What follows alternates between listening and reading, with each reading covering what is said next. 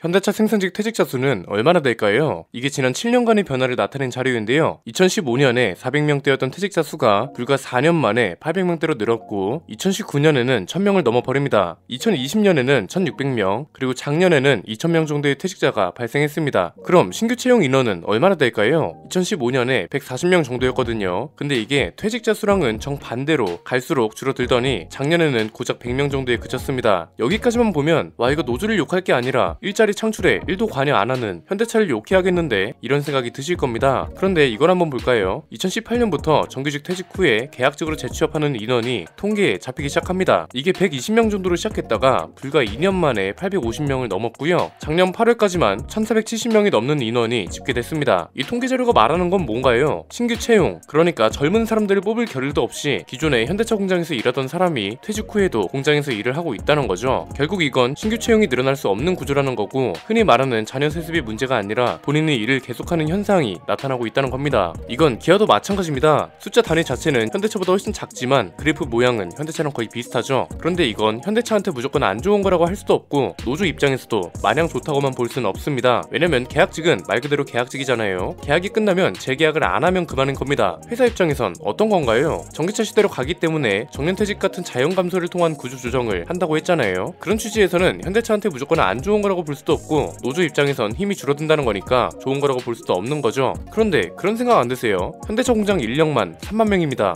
이건 단순하게 말하면 우리나라에서 일자리 3만 개가 없어진다는 소리인데, 이대로 가도 괜찮은 걸까요? 이건 전기차가 진짜 사회악 아닐까요? 사실 이게 많은 분들이 오해하는 게 있어서 오늘은 이 얘기를 중점적으로 해보겠습니다.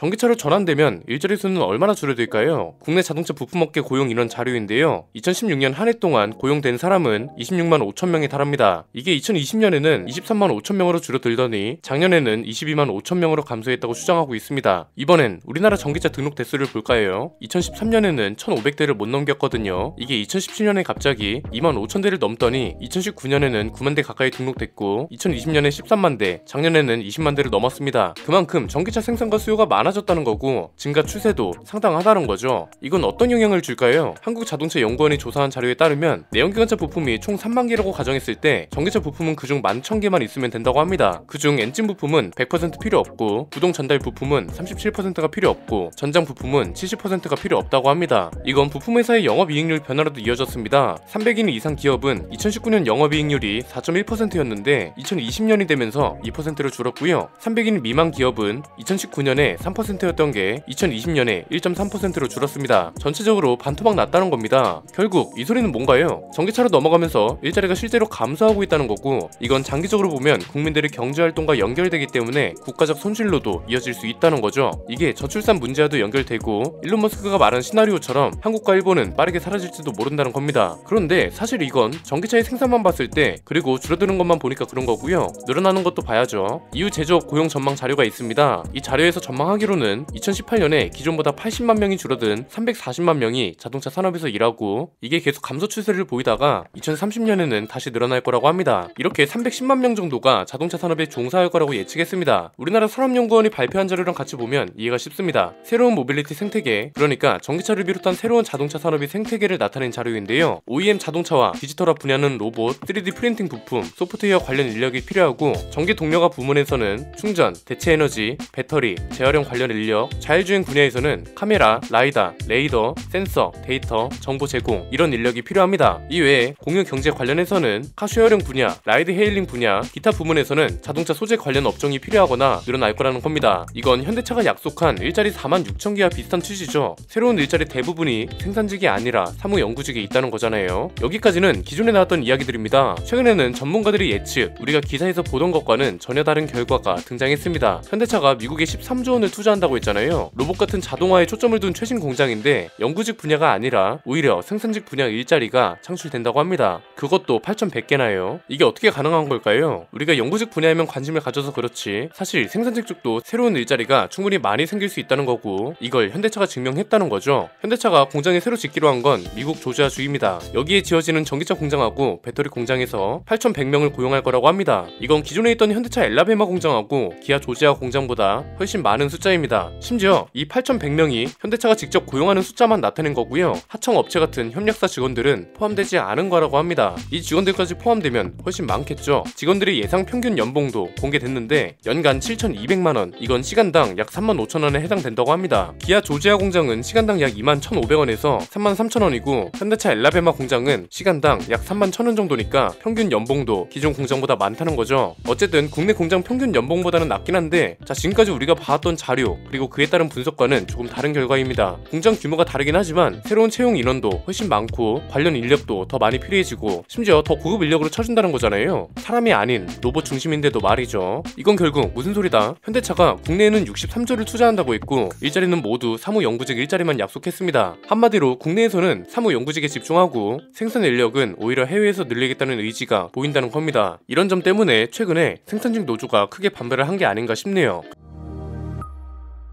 그리고 여기서 알 수 있는 거, 앞으로 필요한 건 뭔가요? 우리나라도 자동차 기업들이 국내 공장 투자가 절실하고 해외 브랜드들이 한국 투자 유치도 꼭 필요하다는 거죠. 이건 일본을 보면 됩니다. 일본이 아베 전 총리의 경제정책 이후 엔저 현상이 계속되고 있고 이게 일본 경제를 몰락시키고 있다는 분석이 나오고 있습니다. 물론 여기에는 다양한 분석과 요인이 많지만 어쨌든 기시다 총리가 지금 어떻게 하고 있나요? 일본에 적극적으로 투자해달라고 호소하기 시작했죠. 새로운 자본주의, 그러니까 성장 분야 인재를 양성하고 과학기술을 개발하고 디지털 전환 투자 같은 걸 유치해서 성장과 분배의 선순환이 필요하다는 겁니다. 이걸 우리나라의 자동차 산업에도 대입해보면 제가 지금까지 말씀드렸던 고용 현상 유지를 1차적으로, 그리고 새로운 투자를 통한 일자리 창출이 2차적으로 이뤄져야 한다는 겁니다. 제가 이 얘기를 처음 꺼냈을 때는 반발이 많았습니다. 야, 전기차 때문에 일자리 줄어드는 것만 수십만 개고 공장을 죄다 로봇이 차지하는데 일자리 창출 자동차 회사 대변인이냐? 이런 건데 결과는 어떻게 됐나요? 실제로 새로운 공장이 생기면 더 많은 인력이 창출되고 산업 부흥에 도움된다는 게 증명됐죠. 줄어드는 것만 본 사람들은 속은 거나 다름없죠. 이건 사실 너무 당연한 현상입니다. 그냥 순서대로 볼까요? 예를 들어서 국내에 자동차 공장이 생긴대요. 그러면 일단 이 공장을 건설하는 인력이 필요하죠. 그리고 건설 이후에는 공장을 100% 로봇으로 돌리지 않는 이상 생산 인력도 필요하고 관리 인력도 필요합니다. 로봇이 검수를 한다 하더라도 최종 검수는 사람이 해야 합니다. 탁송하는 인력이 필요하고 차를 파는 사람도 있어야 합니다. 자동차를 생산하려면 부품이 필요하죠. 이 부품을 생산하고 관리하고 발주하는 사람이 필요하고 부품을 운반하는 사람도 필요하고 전기차가 늘어나면서 배터리 공장도 들어서면 여기에도 사람이 필요합니다. 이건 아무리 전기차가 부품이 줄어들어도 국내에 투자하는 기업이 많아질수록 일자리가 더 많아지는 건 당연한 현상이라는 겁니다. 그런데 현대차그룹이 화성에 새로운 공장을 짓는다는 얘기가 나와도 아직 일자리 창출 관련 내용이 언급되지 않고 있고 한국 GM은 오히려 국내 공장을 폐쇄시키고 있습니다. 이건 다시 말해서 우리나라가 국내 기업뿐 아니라 해외 기업들이 들어오기 좋은 환경과 조건을 만들어줘야 한다는 겁니다. 이건 국가적인 노력이 필요합니다. 미국처럼 자국 내에서 생산한 차만 혜택을 준다던가 자국에서 생산된 부품 비율이 일정 수준 이상 돼야 혜택을 준다던가 하는 거죠. 동시에 다른 나라 대비 합리적인 임금, 효율적인 생산 성과까지 갖춘다면 우리나라에 투자하지 않을 이유가 없다고 말씀드렸죠. 아시아 시장이 허브라 불리는 인천공항이 있고 국토 면적이 작아서 부품 수급이 원활하기 때문에 사실상 인력 관련 내용 말고는 최적의 환경이라고요. 그런데 왜 이런 걸 못하고 있는 걸까요? 노조 얘기는 지금까지 나온 영상들을 봐주시면 될 것 같고요. 오늘은 우리나라 자동차 시장의 영향력 위주로 전개해보겠습니다. 실적 자료만 봐도 답이 나옵니다. 2019년 기준으로 미국 GM 매출액이 164조에 가까웠고 영업이익은 8조 3,500억 수준이었습니다. 같은 기간 동안 한국 GM 매출은 8조 5천억 정도 됐고 영업이익은 3,300억이 적자였습니다. 영업이익은 적자라서 비교가 불가능하고 매출액만 놓고 봐도 한국 GM은 GM한테 5%밖에 안 되는 시장인 거죠. 르노그룹도 마찬가지입니다. 르노는 그룹 차원에서 보면 매출액이랑 수익이 늘었다고 합니다. 작년 매출액이 62조 6,800억 정도, 영업이익은 약 2조 2,600억 정도였습니다. 그런데 르노코리아는 매출액이 3조 8,600억, 영업이익은 80억 6천만 원이 적자였습니다. 2018년까지만 해도 영업이익이 3,500억 흑자였거든요. 그런데 이게 2020년부터 적자로 전환되더니 작년에는 그 폭이 넓어진 거죠. 매출액 기준으로 보면 한국 시장은 르노그룹 전체 중에 6%밖에 안 되는 시장인 겁니다. 그러니까 이건 결국 무슨 소린가요? 자동차 회사 입장에서 생각하면 쉽죠. 만약에 한국이 미국이나 중국처럼 이제부터 대한민국에서 판매되는 전기차는 한국에서 생산되는 전기차 또는 한국산 부품이 60% 이상 쓰인 전기차만 전기차 관련 혜택을 받을 수 있습니다. 이렇게 발표했다고 생각해볼까요? 미국이나 중국처럼 한국처럼 큰 시장이었다면 제조사들이 발 벗고 나섰을 겁니다. 현지에 법인도 세우고 현지 부품 회사랑 합작해서 법인이나 공장을 짓고 그러겠죠. 그런데 한국처럼 작은 시장은 그냥 안 팔면 그만입니다. 공장 하나 지으려면 몇 조 원 이상이 드는데 뭐하러 그러겠어요. 심지어 노동 환경이 자유로운 것도 아닙니다. 노조 리스크부터 시작해서 매년 진행되는 인단협까지 머리가 아플 수밖에 없죠. 이미 국내에 들어와 있는 기업들도 나가고 있는 마당에 한국에 들어올 이유가 전혀 없잖아요. 결국 핵심은 노동 환경과 기업들의 투자 조건을 국가 차원에서 고민해봐야 한다는 거죠.